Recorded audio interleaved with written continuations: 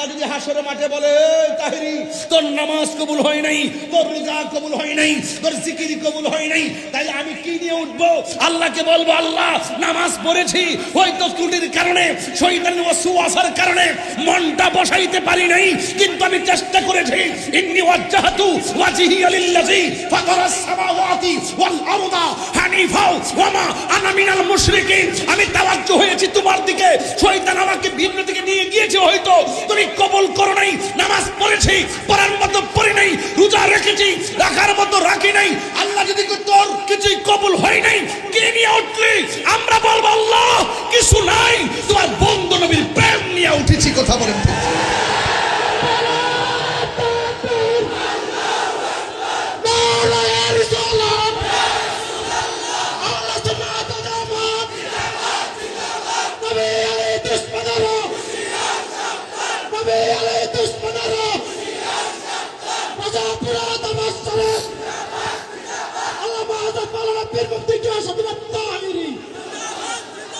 নবীর প্রেম আছে না নাই? নবীকে জানের চাইতে কম ভালোবাসি না বেশি? মায়ের চাইতে, বাবার চাইতে, দাদার চাইতে, সমস্ত মানুষের চাইতে এই দাবি কি আমার? এই দাবি আমার নবীর। লা ইউমিনু আহাদুকুম হাত্তা আকুনা আহাব্বা ইলাইহি মিন ওয়ালিদিহি ওয়া ওয়ালাদিহি ওয়ান নাসি আজমাইন। আল্লাহর হাবিব কি পেরেক মারছে, লাস্টে বলছে ওয়ান নাসি আজমাইন, সকল মানুষের চাইতে।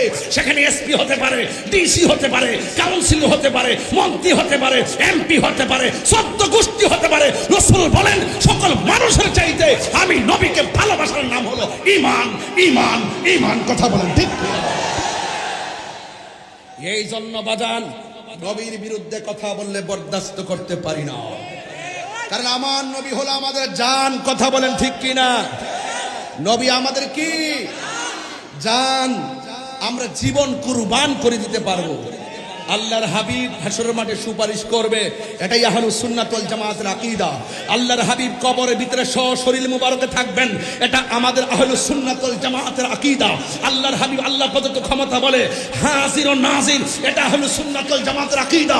আমার নবী গায়েবের খবর দেন ওয়ালা, এটা আহলুস সুন্নাত ওয়াল জামাতের আকীদা। এর বাহিরে আমরা কিছু বুঝি না, এর বাহিরে আমরা বুঝি না। কনসেপ্ট ক্লিয়ার একদম।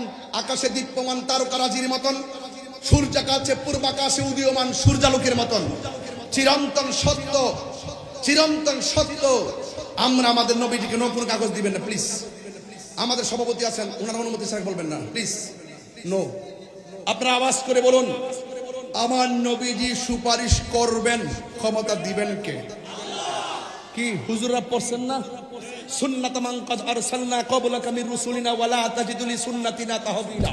আকিমিস সালাতা লিদুলুকি শামসি ইলা গাসাকিল লাইলি ওয়া কুরআনাল ফাজর ইন্না কুরআনাল ফাজরি কানা মাশহুদা ওয়া মিনাল লাইলি ফাতাহাজ্জাদ বিহি নাফিলাতাল লাকা আসা আইয়াবআসাকা রাব্বুকা মাকামান মাহমুদা।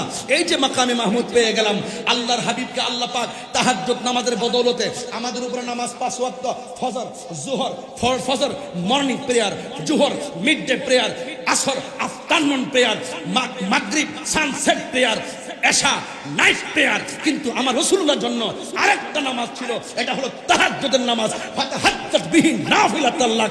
এই নামাজের বদৌলতে আল্লাহ নবীকে হাশরের মাঠে একটা সিংহাসন দিবেন, যেই সিংহাসনের নাম মাকামে মাহমুদ। আমাদের আশার বাতি আছে না নাই? নিরাশার বাতি আছে না নাই? ওই নবীকে ছাড়া আমরা কিছুই বুঝি। আজকে যারা আপনাদেরকে মিসগাইড করে কবরে নবীর ছবি দেখাবে, এটা ভ্রান্ত কথা।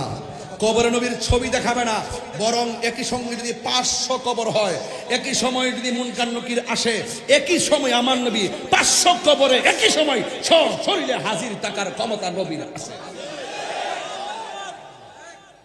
এটা আহলুস সুন্নাত ওয়াল জামাতের আকীদা। সেই আকীদা নিয়ে কেউ চ্যালেঞ্জ করলে আমাদের সাথে বসুন। আমাদের আকাবেররা আছে, আমি এত বড় হুজুর না, আমাদের আকাবেররা আছে। ইন্নাল্লাহা যাওয়ালিয়াল আরদু ফারাআইতু মাশারিকাহা ওয়া মাগারিবাহা। রাসূল বলেন আমার কাছে আল্লাহ পাক সারা পৃথিবীকে এত ছোট করে দিয়েছে, যাওয়া মাঝির সিগা ছোট করে দিয়েছেন, সংকুচিত করে দিয়েছেন।